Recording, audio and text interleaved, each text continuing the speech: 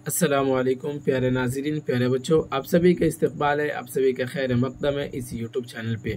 प्यारे बच्चों, आज हम आपके दरमियान हाजिर हुए आज एक नए सबक के साथ। माक़बल में खुदनविश्त के बारे में हमने पढ़ा था और ये जो है यहाँ से है चैप्टर नंबर 28 यानी सबक नंबर 28 शुरू होता है। फिर उसके बाद इसके अंदर एहसान दानिश साहब और फिर मैं यूनिवर्सिटी में हूँ, इन्हीं का लिखा हुआ खुदनविश्त है जो आपके निसाब के अंदर शामिल है। तो आज के सबक के अंदर हम इस दोनों को यानी कि एहसान दानिश साहब के बारे में पढ़ेंगे और मैं यूनिवर्सिटी में इसको पढ़ेंगे हम लोग। तो चलिए बिला ताखिर शुरू करते हैं। शुरू करने से पहले आपको मैं बता दूं कि अब बहुत ही इसके अंदर चैप्टर्स बाकी रह गए हैं। फिर उसके बाद बहुत जल्द इंशाल्लाह ऑब्जेक्टिव का दौर शुरू होगा और फिर आपकी क्या कहते हैं उसको तैयारी जो है वो बिल्कुल मुकम्मल हो जाएगी, ठीक है ना। और आपके देखिए वक्त जितना करीब होते जाएगा ना, तो कुछ पल के लिए देखा जाए तो बहुत सारे बच्चे कहते भी हैं कि घबराहट ज़्यादा होती है, परेशानियाँ, घबराहट, बेचैनी बढ़ जाती है कि क्या होगा नहीं होगा, अपनी फ्यूचर को लेकर बहुत परेशान होते हैं।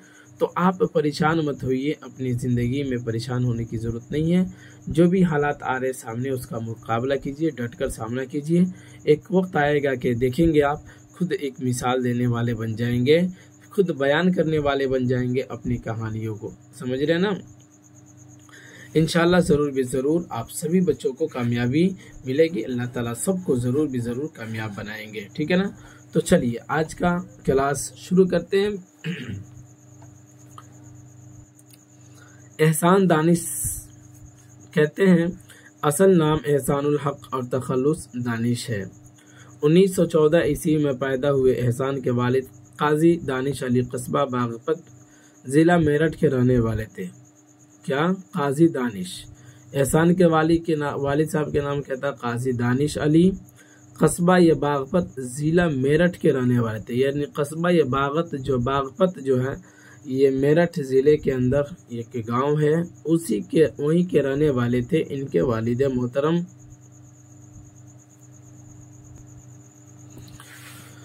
वो अपने खुसरो अबू अली शाह के विसाल के बाद तर्के वतन करके कांदला चले आए। एहसान दानिश अपनी नानिहाल कांदला में ही पैदा हुए। हरचंद की क़ज़ा एहसान दानिश का जद्दी तरह इम्तियाज़ था, लेकिन काजी दानिश अली तक आते आते यह इन्हितात की आखिरी हद को पहुँच चुका था। दानिश अली एक ठेकेदार के पास मजदूरों की जमात में थे। काम नहीं रहने पर बेलचे और फावड़े से मजदूरी भी किया करते थे। मतलब ये कि जब इनका आप खुद नविश्त पढ़ेंगे तो पता चलेगा कि दानिश साहब ने कितनी परेशानियों से गुजर कर अपनी तालीम पूरी की और ये तालीम की दुनिया में ये किस तरह से अपना नाम कमाए। खुद यहाँ पर बताते हैं, कहते हैं एहसान दानिश ने सिर्फ चौथी जमात तक तालीम हासिल की। कितनी जमात तक? चौथी जमात तक सिर्फ तालीम हासिल की। अरबी फारसी कांदला के एक बुजुर्ग हाफिज मोहम्मद मुस्तफ़ा से सीखी, यानी कि कांदला एक जगह का नाम है, वहीं से के एक बुजुर्ग साहब थे, हाफिज जी थे, मोहम्मद मुस्तफ़ा से इन्होंने अरबी फारसी की तालीम सीखी। गुर्बत की वजह से कम उम्री में मजदूरी करने पर मजबूर हुए। उनके वालिद को किताबें सुनने का शौक़ था, समझ रहे ना। इनके वालिद साहब को, यानी कि इनके एहसान दानिश के वालिद साहब को, काजी दानिश अली साहब को किताबें सुनने का शौक़ था। लिहाजा एहसान दिन भर मजदूरी करने के बाद शाम के वक्त अपने वालिद और उनके चंद दोस्तों को किताबें पढ़कर सुनाते। काजी मोहम्मद ज़की के कुतुब खाने से किताबें आती थी जो एहसान के उस्ताद थे, यानी कि काजी मोहम्मद ज़की साहब जो थे ये एहसान दानिश के क्या थे? उस्ताद थे।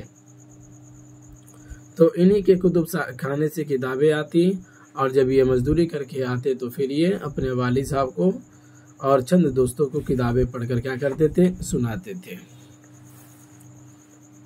उसके बाद कहते हैं कांदला में कुछ दिनों तक मजदूरी करने के बाद वो तलाशे माश में लाहौर आए और म्यांमारों में के पास ईंट ढोने का काम करने लगे। यानी कि जो इमारत बनाने वाले लोग जो होते हैं, काम करने वाले लोग होते हैं, उन्हीं को म्यांमार कहा जाता है, ठीक है ना। दोपहर में जब मजदूर आराम करते तो एहसान किताबें पढ़ते। रफ्ता रफ्ता ये म्यांमारी तक पहुंचे, लेकिन बाद में ये काम तर्क कर दिया। यानी कि मजदूरी का काम जो है ये बाद में उन्होंने छोड़ दिया। उन्होंने रंग साजी, दफ्तर की चौकीदारी, फसल की कटाई, बागबानी और कुतुब फरोशी वगैरह का काम किया। बाद में लाहौर के मोहल्ला मजंग में अपना ज़ाती कुतुबखाना मकतब दानिश के नाम से कायम किया। ठीक है ना, यानी कि ये सारी चीज़ें छोड़कर किताब वगैरह बेचना शुरू कर दिए और फिर लाहौर के अंदर इन्होंने अपने कुतुबखाना भी खोला जिसका नाम इन्होंने दानिश रखा। समझ रहे हैं ना। उसके बाद कहते हैं शेर व शायरी का ज़ौक़ कादी मोहम्मद ज़की की सोबत में पैदा हुआ। यानी काजी मोहम्मद ज़की साहब जो थे ये इनके उस्ताद थे और यहाँ भी बयान किया है ये इनके उस्ताद मोहतरम थे। तो उनकी सोबत में रहकर इन्होंने क्या कहते हैं शेर व शायरी का इन्हें ज़ौक़ पैदा हो गया। एहसान दानिश के दोस्त तौक़ीर ताहिर ने उनकी हौसला अफजाई की। उन्हीं की कोशिशों से उन्होंने पहली मरतबा मुशायरा पढ़ा और उन्हीं की बदौलत एहसान का बहुत सा कलाम ज़ाय होने से बच गया। जाहिर सी बात है ये एहसान दानिश के दोस्त तौक़ीर ताहिर ने उनकी हौसला अफजाई की। यानी कि इनकी हौसला अफजाई की, एहसान दानिश की हौसला अफजाई की। तो इनकी जब हौसला अफजाई जब ये की है तो इन्हीं की कोशिशों से ये मुशायरा पढ़े और मुशायरा पढ़ने की वजह से एहसान का बहुत सा कलाम जो है जो पहले पढ़ चुके थे वो ज़ाय होने से, ख़त्म होने से बच गया। समझ गए ना। तो बहुत सारी जगहों पे आप देखेंगे कि दोस्त जो है वो दोस्ती का फरीज़ा निभा देता है। बहुत सारी जगहों पे देखेंगे दोस्त जो है वो गद्दारी का फरीज़ा अंजाम दे के चला जाता है दोस्ती के नाम पे। समझ रहे ना। और ज़िंदगी है बाबू, इसके अंदर आपको गिराने वाले ज़्यादा और फिर उसके बाद क्या कहते हैं उठाने वाले बहुत कम लोग मिलेंगे। समझ रहे ना। जैसे कि मैं अपनी ही बात बता दूं कि हमने देखिए सारे लोग अपने अपने तौर से, अपने अपने तरीके से, अपने अपने इल्म को बांटने के लिए बांटते हैं, लोगों तक पहुंचाते हैं। समझ रहे ना। देखिए एक और चीज़ आप पढ़िएगा, हदीस वगैरह के अंदर पढ़िएगा, तलबुल इल्मी फरीज़तुन अला कुल्ली मुस्लिम व मुस्लिमा। एक तो हदीस ये है। दूसरी हदीस एक और है कि जिसका एक और हदीस है जिसका मफहूम यह है कि हदीस याद आ गया, बल्लिगु अन्नी वलो आया, कि पहुंचा दो मेरी जानिब से अगरचे थोड़ा ही क्यों ना हो। यानी कि ये भी क्या है कि इंसान जो भी चीज़ें सीखता है तो उसकी जिम्मेदारी ये होती है कि वो क्या कर दे, दूसरों तक पहुंचा दे। समझ रहे हैं। तो अभी हमारी कोशिश तो ये रहती है कि हम बच्चों के लिए ज़्यादा से ज़्यादा मेहनत करें, उनको जितना अच्छा सहूलतें जितनी भी हो सके हम इस चैनल के माध्यम से प्रोवाइड करा दें, अपनी जानिब से उनको पेश कर दे। बट इसी में एक बच्चे का कमेंट बहुत नेगेटिव आया, बहुत नेगेटिव आया, जिससे क्या हुआ कि ज़हन पे भी थोड़ा सा उसका नेगेटिव असर पड़ता है कि यार ये कैसे कैसे मानसिकता के लोग बच्चे होते हैं जो इस तरह का कमेंट करते हैं। समझ रहे ना। देखिए हालांकि ऐसे बच्चे जो ज़िंदगी में गलत किसी के नेगेटिव पहलू को हमेशा दिखाते रहे और किसी के नेगेटिव पहलू को देखते रहे या कि उठांग फटांग कुछ बातें बोलते रहे, तो ऐसे बच्चे और ऐसे लोग कामयाब भी नहीं होते हैं। आप जिंदगी का देख लीजिएगा। ठीक है ना। कहते हैं ना, आप देहात का कहावत भी सुने होंगे कि जो जिन्हें कामयाब होता है ना उनकी मंजिलें शुरू ही से अलग होती है, उनका रास्ता शुरू ही से अलग होता है। समझ रहे ना। और नाकाम होने वाला का बात, तरीका, उठना बैठना, चलन, सब चीज़ पता चल जाता है कि वो किस नेहज का है और उसकी परवरिश किस तरह से हुई है। समझ रहे ना। कहीं ना कहीं जिससे आगे बढ़ना होता है उसकी परवरिश ही से पता चल जाता है कि ये बच्चा जो है बहुत जल्दी वो आगे बढ़ेगा। समझ रहे हैं। तो अब क्या कहा जाए ऐसे ऐसे बच्चों को और ऐसे ऐसे लोगों को। ठीक है ना। उसका नाम शायद कि आर्यन ऐसे कुछ करके था। ठीक है ना। तो इस तरह से वो लोग कमेंट करता है। तो बहरहाल ऐसे लोग तो पढ़ने वाले थोड़ी ना होते हैं। ऐसे लोग तो आते हैं चैनल पे, आते हैं बस यूट्यूब देखते रहते हैं और उसके बाद फिर आए किसी के वीडियो में आए कुछ कमेंट करके चले गए। समझ रहे हैं। तो इस ऐसे ऐसे बच्चों से अल्लाह बचाए और फिर ऐसे ऐसे बच्चे ज़िंदगी में जल्दी कामयाबी भी हासिल नहीं कर पाते हैं। समझ रहे हैं ना। ऐसा होता है। तो बहरहाल हमने देखिए हमारी गलती क्या है कि हम आपको पढ़ाते हैं, ये हमारी गलती है ना। आप इसको गलत कहते हैं कि हमारी गलती है कि हम आपको पढ़ा रहे हैं, हम आपके लिए मेहनत कर रहे हैं। तो क्या मतलब होता है भाई, इस बात का क्या मतलब होता है? अगर आप आके कोई गलत कमेंट करके यहाँ से चले जाते हैं तो इसका मतलब यही ना होता है कि हमने गलती किया है और वो गलती ये थी कि हम आपको पढ़ा रहे हैं, हम आपके लिए कुछ कंटेंट दे रहे हैं, हम आपके लिए एग्ज़ाम की तैयारी करा रहे हैं, एग्ज़ाम के लिए जो मटेरियल होता है, जो किताबें होती है, उसको हम तैयार कर उसको पढ़ रहे हैं, आपको पढ़ा रहे हैं, यही हमारी गलती है। तो सोचिए अगर ये हमारी गलती है तो फिर जो गलत चीज़ें हैं उसका फिर क्या होगा, समझ रहे हैं ना। तो काफ़ी ज़्यादा मतलब क्या कहा जाए, दुख होता है इस तरह की बातें सुनकर, ठीक है ना भाई। आपको नहीं पढ़ना है, कौन से बच्चे किस डिस्ट्रिक्ट से हैं, कौन से ज़िले से हैं, कौन से गांव से हैं, कौन जानता है। मैं तो सब किसी को नहीं जानता हूँ इस चैनल पे, कहाँ कहाँ के बच्चे पढ़ते हैं, कौन कौन दिखता है, किसी को नहीं जानता हूँ। तो फिर हमने आपको ये थोड़ी ना कहा है कि भाई आपको अगर ये चीज़ें अच्छी लगती है, आपको लगता है कि आपकी फ्यूचर यहाँ से आपको बनने वाली है, तो आप बेलाशुबा जुड़िए, आपसे पैसे थोड़ी ना लिए जा रहे। एक तो आपके लिए मेहनतें की जाती है और उसमें आकर इस तरह की जुमला और इस तरह का कलाम करना ये थोड़ा सा अच्छा नहीं लगता है, ठीक है ना। बहरहाल चलिए, तो यहाँ पर देखिए दोस्त की बातें आ गई, तो इस वजह से हमने इस बात को जिक्र कर दिया है, ठीक है ना। आपका 2-3 मिनट हमने ले लिया, इसके लिए माजरत चाहता हूँ, ठीक है ना। लेकिन क्या कीजिएगा, ज़िंदगी में इस तरह का कोई पहलू आता है तो फिर ज़हन काम करना बंद कर देता है, ठीक है ना। और ये एक बार ही नहीं, ये क्या कहते हैं, परेशानियाँ आज से नहीं झेल रहे बल्कि बहुत दिनों से झेल रहे हैं, ठीक। और बहुत पहले भी ये सारी चीज़ें हम झेल चुके हैं, ऑफलाइन कोचिंग के अंदर, ऑफलाइन स्कूल के अंदर भी बहुत सारी परेशानियां झेले हैं जिसको बयान नहीं किया जा सकता। चलिए आगे बढ़ते हैं। एहसान दानिश बुनियादी तौर पर नज़म के शायर है, लेकिन उन्होंने शायरी की दीगर असनाफ में भी तवाज़माई की और नसर में भी लिखा।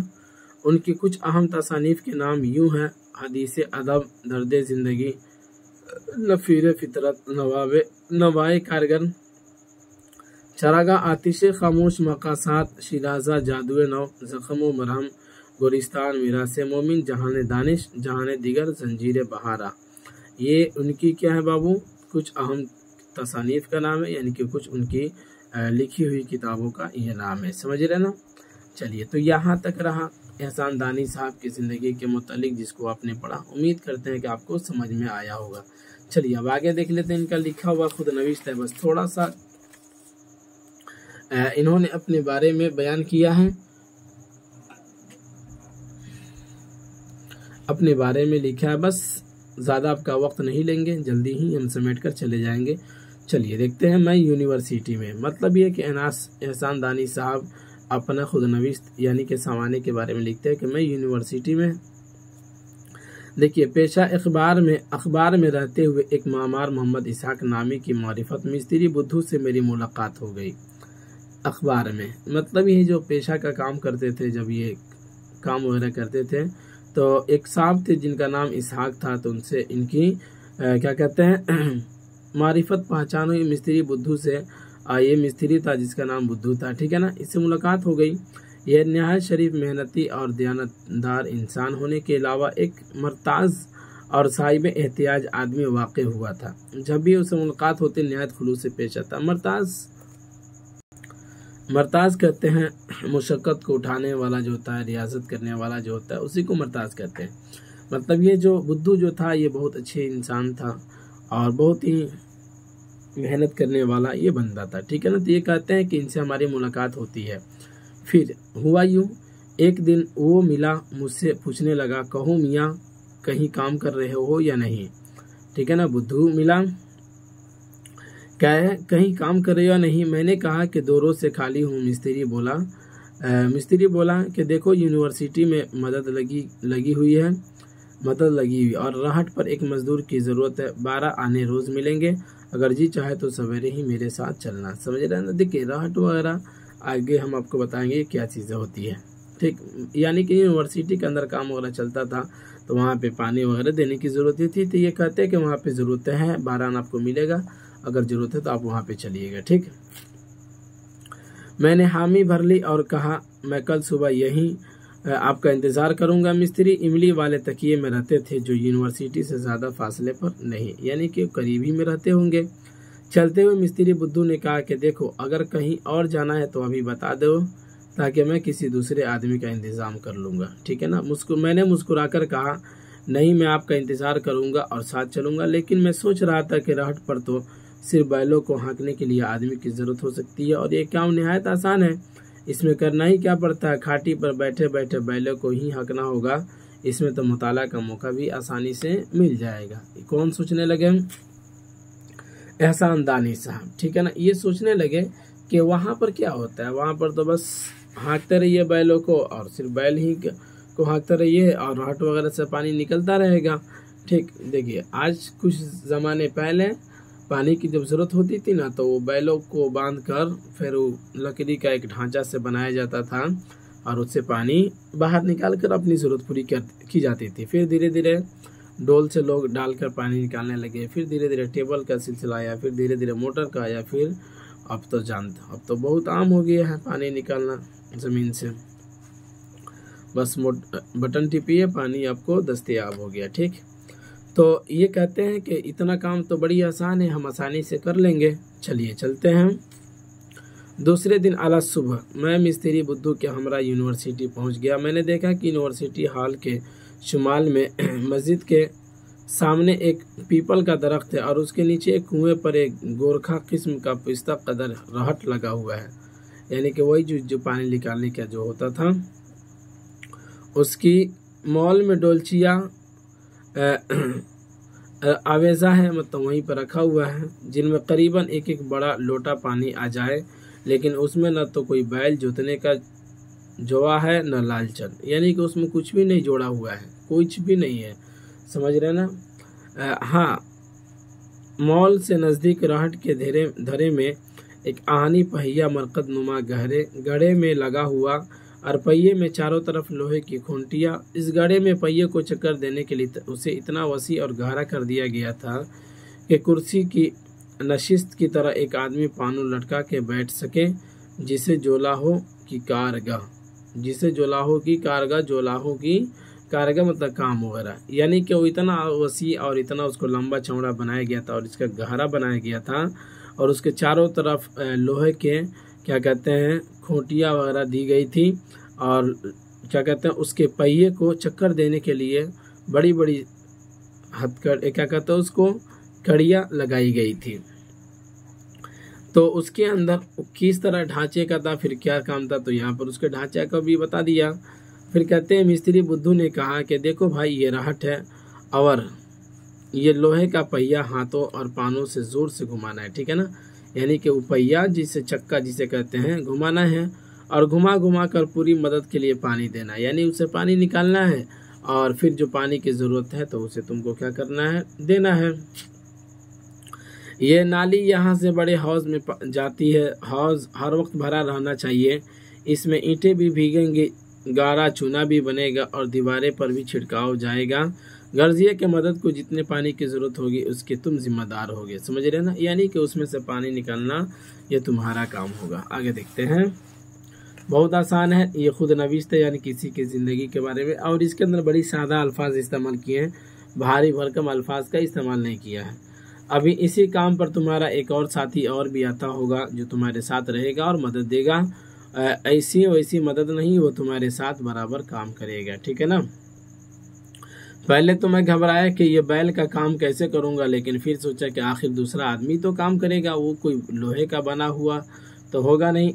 इस ख्याल से ज़रा हिम्मत सी बंधी और मैं मुतमईन सा हो गया, ठीक है ना, यानी कि कहते हैं कि हिम्मत आया और मुतमईन हो गया हमने कि चलो भाई, ऐसा तो है नहीं कि जो दूसरा आएगा काम करने के लिए वो बैल होगा, वो भी तो कोई इंसान होगा, तो जब वो कर सकता है तो मैं क्यों नहीं कर सकता हूँ, मैं भी करूँगा, मैं कर लूँगा, मुझे पैसे की ज़रूरत है।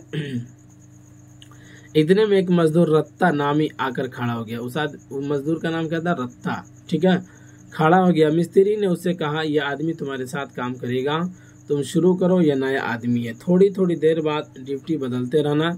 रत्ता इस मरकब नुमा गढ़े में उतरकर इत्मीनान से बैठ गया और पहिए पर लगी लोहे की ऊपर वाली खूंटियां हाथ से खींच कर ऊपर नीचे खूंटियों को पानों से ढकेल कर पहिए को चक्कर देना शुरू कर दिया, यानी कि हाथ पांव से वो चलाता था। वो चलाने के बहुत सारे वहाँ पे तरीके रहे होंगे, जैसा कि आप देखेंगे भी पहले ज़माने की जो बैल से पहले खींचते थे तो फिर उसको किस तरह से नचाया जाता था गोल गोल, तब जाकर फिर पानी अंदर से कुएं से बाहर आता था, ठीक है ना।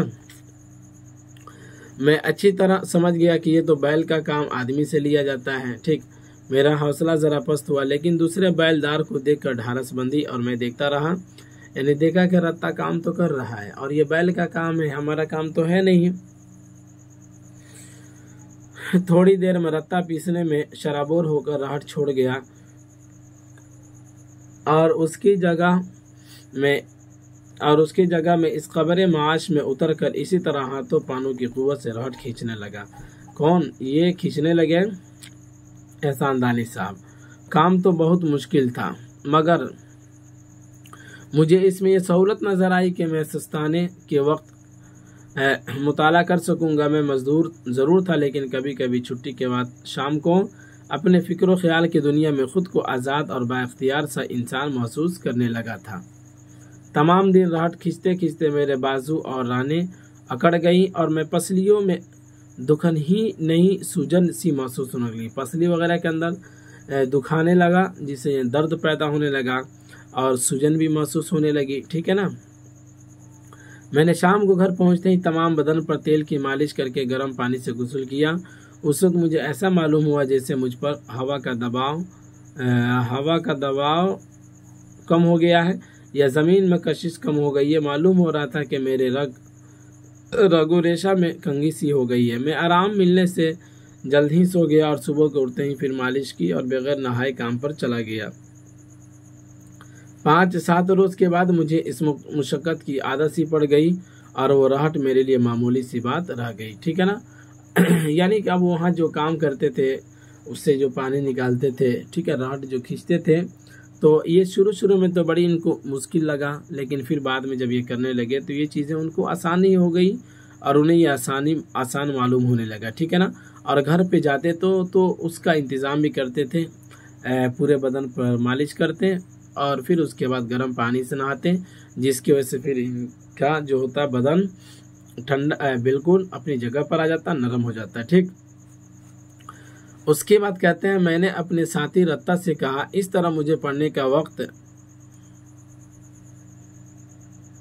ज्यादा नहीं मिलता, इसलिए अब से 1-1 घंटा राहट खींचेंगे ताकि 1 घंटा तू आराम को मिल जाए और इस तरह तो अतड़ियाँ पक जाएंगी।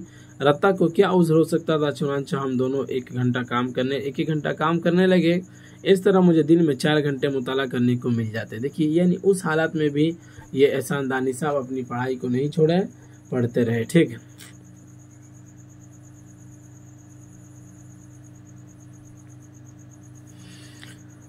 और जिस्मानी मुशक्कत के साथ साथ रूहानी तस्कीन भी हो जाती, यानी रूह को भी सुकून मिल जाता।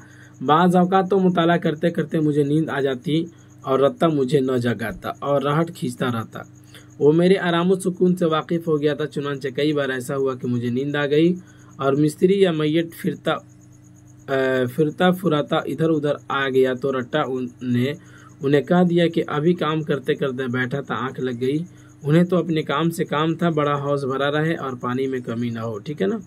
यानी मिस्त्री आता था ना घूमते फिरते, तो देखते था कि ये तो सोए हुए एहसान दानी साहब। तो फिर रत्ता बड़ी ईमानदार आदमी था, वो कहता था कि ये अभी काम करके बैठे हैं, इन्हें आंख लग गई है। और मिस्त्री को भला क्या एतराज़ रहता कि उसको तो अपने काम से मतलब था, तो उसका काम तो होता ही था, यानी पानी उसको मिलता था। चुनांचे वो खामोश होकर रह गए। जब मैं जागता तो रत्ता मुझे बताता कि मिस्त्री या जमादार आया था। मैं किसी फिक्र के बगैर अपने उसी रोज़ के मज़ार में उतर कर राहट खींचने लगता और उतनी ही देर काम करता जितनी देर रत्ता काम करता। ठीक है ना। मतलब ये कि फिर ये दोनों लोग आपस में वक्त को बांटकर ये काम करते थे। ठीक, यानी पानी निकालते थे। समझ रहे हैं ना। चलिए देखिए, किताब पढ़ाना थोड़ा सा ज़्यादा होता है, जिसकी वजह से थोड़ा सा आपका समय लग जाता है। तो अगर सर जल्दी छोड़ कर चला जाए तो फिर 12th क्लास का है, तो ये भी मुनासिब नहीं है कि बस रीडिंग करके चला जाए। ठीक, ताकि कुछ ना कुछ बातें तो आपको समझ में आनी ही चाहिए। कुछ दिनों बाद रत्ता ने जमादार से कहा, मेरी जगह किसी और मजदूर को लगा दीजिए, मेरे पेट में तकलीफ रहती है। लेकिन जमादार ने परवाह न की और फिर कोई दूसरा मजदूर उस काम पर आने को तैयार भी नहीं होता था। तमाम मजदूर इस राहट के चक्कर से घबराते थे। रत्ता मजबूर था, क्या करता। बराबर काम में जुटा रहा। जब उसकी तकलीफ के मुतालिक मुझे मालूम हुआ और उसने अपनी कैफियत बताई तो ज़राहे हमदर्दी मैंने उससे कहा कि अच्छा तुम 1 घंटा काम करना, मैं 2 घंटे राहत खींचूंगा, ठीक है ना। रत्ता की निगाहें ममनूनियत से मतलब ये कि शुक्रिया से झुक गई और वो खामोश हो गई। अब कुछ नहीं बोला, यानी कि जाहिर सी बात है हर काम सब कोई थोड़ी ना करता है, ठीक। रत्ता आंख नाक का सिजल खूबसूरत और गठीले बदन का नौजवान था। जब वो काम से फारिग होकर लटपटी पगड़ी बांध कर चलता तो हर नोटा मालूम होता हाड़ गोड़ का निहायत मजबूत और बड़ा ही सीधा साधा मासूम और मेहनती। न मालूम माँ बाप ने किन मजबूरियों के तहत ऐसे लाल शब को चराग को अपने सीने से जुदा करके इस जान का मुशक्कत के जबड़ों में दे दिया था। वो राजपूताना का रहने वाला था और उसके गानों की सरहद जयपुर से मिलती थी। चुनांचे वो मुज़ाफ़ात की ज़बान बोलता था, मतलब ये कि उसके करीबी के ज़बान वगैरह बोलता था। उस मतलब ये कि मुज़ाफ़ात का मतलब क्या हुआ कि उसके गानों की जो ज़बानें वगैरह थी ना, जो सरहद से मिलती थी, तो वहाँ की ज़बानें बोलता था। रत्ता से बात करते हुए हज़रत अमीर खुसरू का वो तासुर मुजस्सम सामने आ जाता था, यानी कि वो जुमला वो बातें सामने आ जाता था। ये एहसान दानी साहब कहते हैं कि रत्ता से जब बात करते हैं तो फिर इनका अमीर खुसरू का वो तासुर मुजस्सम सामने आ जाता था। वो क्या था, अल्फाज में जिक्र किया ये कि हिंदू बच्चा भी के अजीब हुस्न धरे छे, बर वक्त सुखन गुफ्तम मख फूर झरे छे, गुफ्तम के लबे लाल तू यक बोसा बगेरम, गुफ्ता के हरे राम तुर्क काय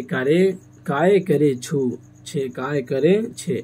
मतलब ये कि अमीर खुसरू ने एक ज़माने में किसी वक्त में इस तरह के जुमले इस्तेमाल किए थे, ठीक है ना। तो उसी जुमले को इन्होंने एहसान दानी साहब ने यहाँ पर जिक्र कर दिया है, समझ रहे हैं ना। यानी इसी तरह के अल्फाज छेछा छू वाला वो रत्ता क्या करता था, बोलता था, समझ रहे हैं। चलिए अब आगे बढ़े भाई। कोई दिक्कत कोई परेशानी नहीं ना है, कोई भी दिक्कत कोई भी परेशानी हो आप बेला झिझक कमेंट कीजिए, आपकी पूरी बातों का ध्यान रखकर ही पढ़ाया जाएगा। क्योंकि जब आपकी ज़रूरतों को पूरी नहीं हम कर सकते तो फिर हमें पढ़ाने से फ़ायदा क्या है, अगर आपको परेशानी हो तो, ठीक।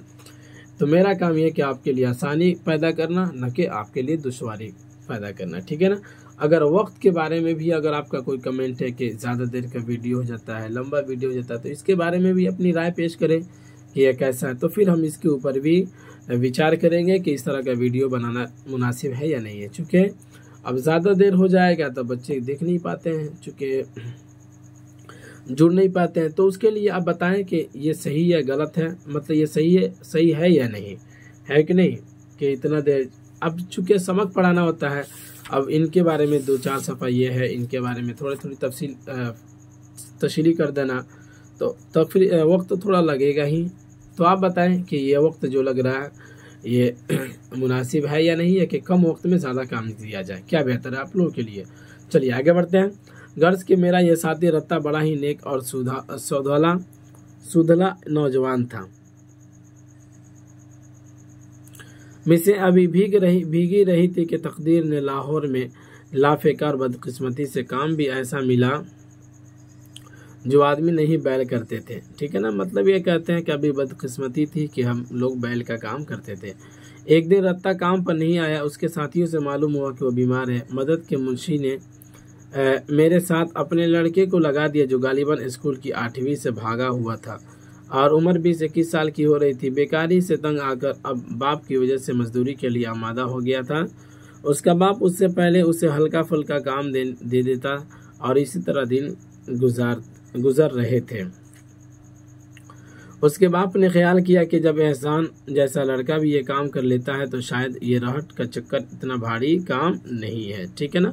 एहसान चूँकि 20-21 साल का लड़का था, तो जब ये कर लेता है तो फिर ये कोई भारी काम है नहीं, क्योंकि न एहसान के साथ अपने लड़के को गल जोड़ कर दूं, डेल डोल में भी वो मुझसे ज़रा जीता सा था। मतलब ये कि क्या थोड़ा सा अच्छा था, यानी उसका बदन जो था थोड़ा बेहतर था हमसे, ठीक। उसने मेरे साथ सिर्फ एक दिन काम किया था। जब दूसरे दिन काम पर आए तो लोगों में चीमी गुया हो रही थी कि जिसकी जगह मुंशी का लड़का काम पर लगा है वो नौजवान रत्ता इंतकाल कर गया।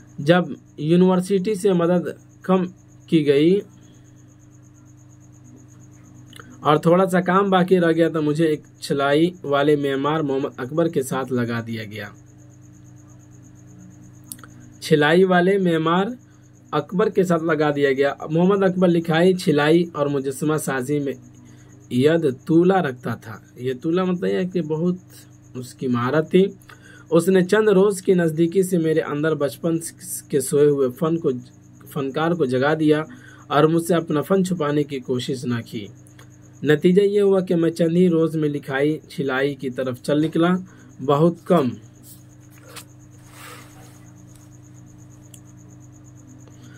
कम लोगों को मालूम है कि यूनिवर्सिटी में सेंट हॉल के दरवाजे पर सीमेंट से बने हुए PU के हरूफ में भी मेरा गर्म खून शामिल है। यानी कि जो भी उसके अंदर हॉल बना हुआ है ना, तो उसके अंदर मेरा भी खून शामिल है। मतलब कि हमने भी उसके अंदर मजदूरी की है और ये बात बहुत कम लोगों को मालूम है। ठीक है ना।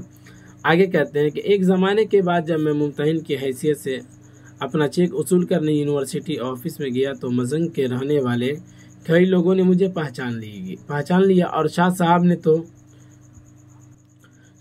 ने तो बड़े ताजुब से पूछा, अच्छा जनाब ये एहसान दानिश आप हैं? मैंने अर्ज की, जनाब आपकी दुआ से मैं वही इस पंजाब यूनिवर्सिटी का मजदूर हूँ जिसे आप गाड़ा धोते, रहट खींचते और फिर मेमारी में लिखाई छिलाई करते देखते रहते थे। समझ रहे ना। मतलब कि जिस यूनिवर्सिटी को ये बनाए अपने खून पसीने से सींच कर, उसमें एक दिन ये मुमतहिन की हैसियत से भी आए, यानी एग्ज़ाम लेने के लिए भी आए। समझ रहे ना। तो देखिए जिसको बनाए फिर उसके इम्तिहान लेने भी आए, उसके अंदर कापियाँ चेक करने भी आए। मतलब ये कि इन्होंने अपने वक्त का सही इस्तेमाल किया और फिर अपनी ज़िंदगी में तकलीफ़ों से लड़कर कामयाबी हासिल की। उन्होंने कहा कि बस अब आपको मर जाना चाहिए, क्योंकि ऐसी तरक्की हर शख्स को नसीब नहीं होती। कमाल है, जहाँ एक शख्स यूनिवर्सिटी जैसे इदारे में मजदूर की हैसियत से ईंटें गाड़ा ढोता हुआ और बैल बनकर रहट खींचते हो, वो वही मुमतहिन की हैसियत भी इख्तियार कर लिए तो शायद अब तक हिंदुस्तान भर में पहली मिसाल है। यानी कि जाहिर सी बात है, जिस जगह आप काम कर रहे हैं फिर उसके अंदर आपको एक बड़ा सा ओहदा उसी के अंदर मिल जाए, तो ये तो समझ लीजिए सबकी बस की बात नहीं है। ठीक है ना। सबको ये नसीबें नहीं होती हैं, सबको ये चीज़ें नहीं मिलती हैं। आगे मैंने अर्ज़ की, जनाब चौंकिए नहीं, मैं तो मजदूर यूनिवर्सिटी बनाने का इरादा रखता हूँ। अगर उम्र और वक्त ने साथ दिया तो अपनी यादगार में तसानीफ़ के अलावा आला किस्म की लाइब्रेरी और एक यूनिवर्सिटी भी क्या करूँगा, छोड़ जाऊँगा। समझ रहे ना। ये क्या कहते हैं कि अगर वक्त ने अगर हमारा साथ दिया तो फिर मैं क्या करूँगा, एक आला किस्म की लाइब्रेरी बनाऊँगा और एक फिर क्या करूँगा, एक यूनिवर्सिटी भी मैं कायम करके जाऊँगा। समझ रहे ना। इस तरह का जुमला उन्होंने एहसान दानिश साहब ने उन लोगों के दरमियान रखा। चलिए, तो यह चैप्टर मुकम्मल होता है।